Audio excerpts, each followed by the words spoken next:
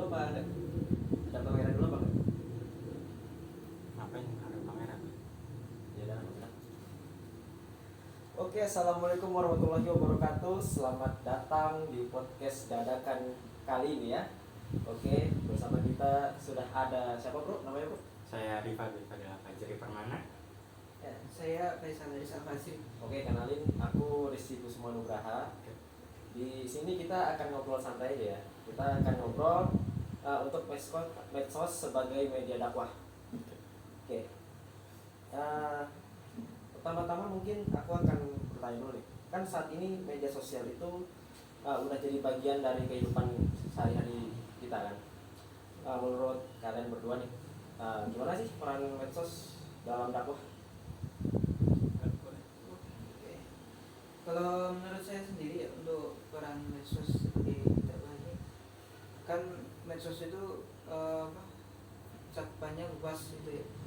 Jadi menurut saya kalau berdakwah, medsos itu bisa jadi sarana untuk kita berdakwah dan dengan cakupan yang luas, karena kan persebarannya juga satu dunia gitu kan. Jadi dengan adanya medsos ini kita jadi lebih mudah untuk berdakwah. Apalagi juga kata Rasulullah SAW kan,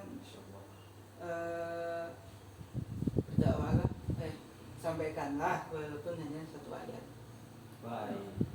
Gitu saja. Mungkin ada tambahan dari Rifa?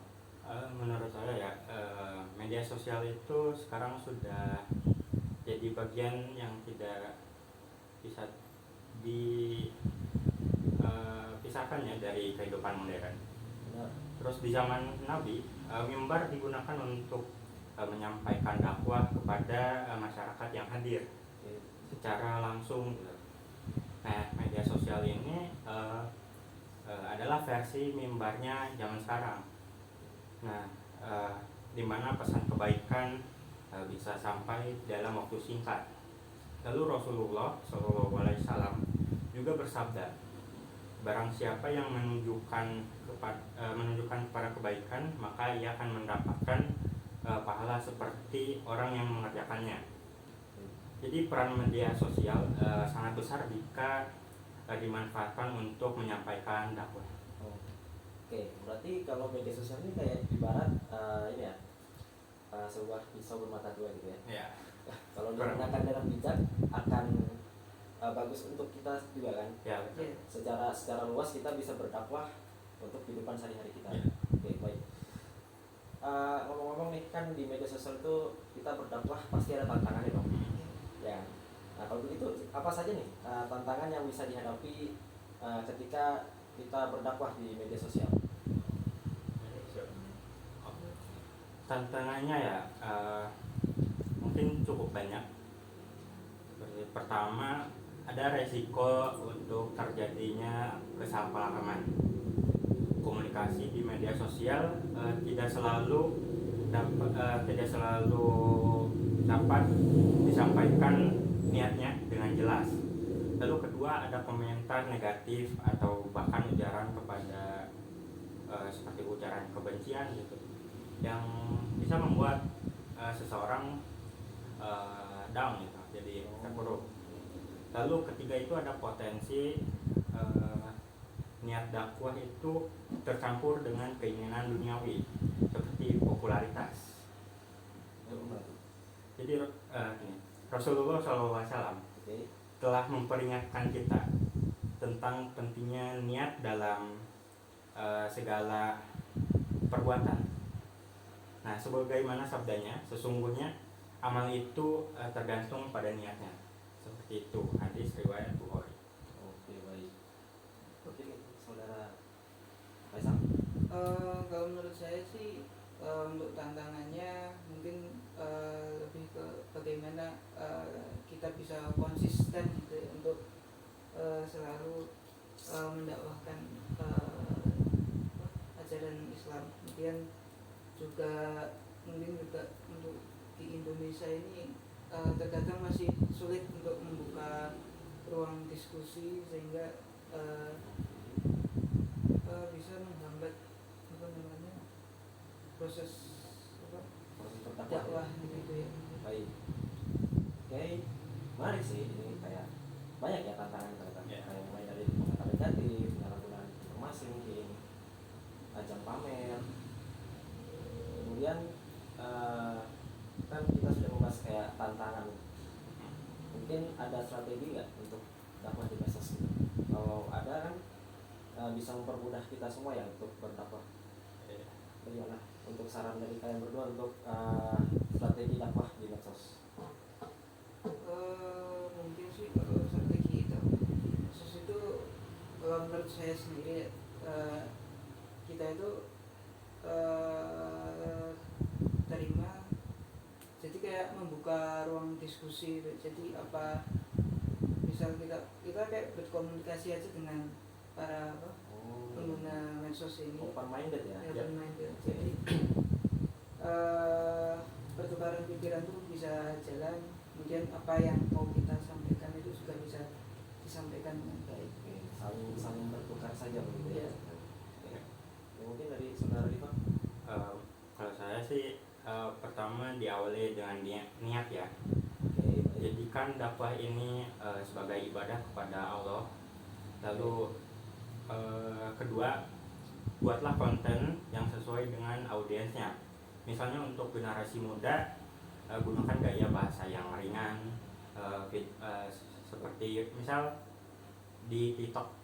Di TikTok. Seperti kan banyak video-video pendek yang terkait dakwah juga. Lalu jika audiensnya menginginkan video yang lebih panjang atau lebih bermanfaat dan informasinya lebih banyak, itu bisa ke YouTube ya. Lalu memanfaatkan kreativitas. Pesan yang disampaikan secara visual seperti ya video TikTok seperti itu biasanya lebih efektif untuk menarik perhatian. Nah, orang-orang akan terus menantikan pesan kita jika kita konsisten lalu menyebarkan konten bermanfaat. Lah, ingat pula, meskipun hasil dakwah tidak langsung terlihat, tapi pahalanya tetap dicatat oleh Allah. Oke. Karena di awal tadi udah berniat. Iya. Oke. Benar sih, kan niat itu awal ya. Kemudian untuk strategi sendiri kayak disesuaikan. Untuk generasi muda kan lebih suka di TikTok gitu. Ya, betul. Kalau mungkin untuk generasi yang lebih lama lagi mungkin di YouTube Bisa. karena mereka lebih suka untuk nonton yang lebih lama gitu. Ya. Oke, lanjut untuk etika berdakwah sendiri nih, di medsos, apakah ada gitu? Dan apakah penting? Oke. Mungkin dari saudara Faisal. Kalau untuk etika sih, yang pertama jelas ya, menggunakan bahasa yang santun dan tidak menyinggung orang lain gitu. Dan kemudian ingat juga bahwa dakwah itu bukan soal semua likes atau followers yang kita dapat, tapi soal bagaimana menyampaikan kebenaran dengan cara yang hikmah. Kalian juga kalau semisal ada komentar negatif atau apa gitu, kita berusaha dengan lebih mengajak mereka untuk berdiskusi daripada langsung menjudge gitu. Langsung berdebat gitu ya. Hanya dari berdebat, tapi kita harus berdiskusi gitu ya. Iya. Oke. Gitu saja sih. Mungkin ada Tambah dari Ya, untuk saya sih etika dalam dakwah itu salah satu yang hal utama, baik secara langsung ataupun melalui media sosial. Kita harus menyampaikan pesan dengan penuh hikmah dan pesan kelembutan, lalu sesuai dengan firman Allah dalam surat An-Nahl ayat 125. Serulah manusia kepada jalan Tuhanmu dengan hikmah dan pengajaran yang baik, dan bantahlah mereka dengan cara yang baik. Jangan sampai cara kita berdakwah justru membuat orang menjauh dari Islam. Berarti dakwah ini intinya mengajak ya, Iya. bukan mengejek gitu. Bukan mengejek. Oke, Masya Allah. Oke, Wah, ini kita udah ngobrol lumayan panjang sih Ya. untuk medsos sebagai media dakwah ini. Dari obrolan ini mungkin ada beberapa poin ya yang akan aku sampaikan atau simpulkan.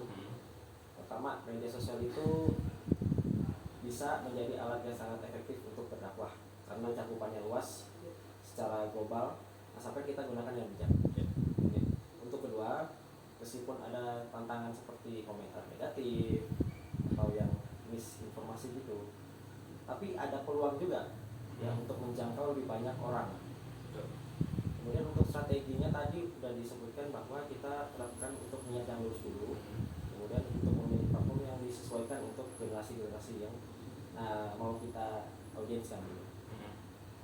Mungkin untuk etika ya sama ya, kayak harus berprofil baik juga.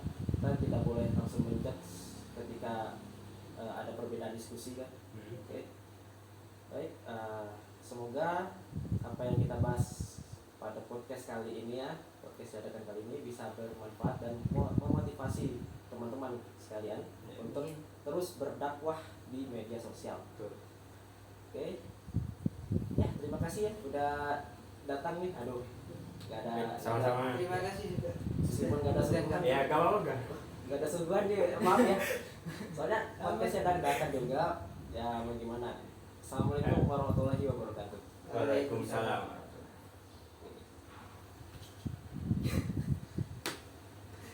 Coba di atas.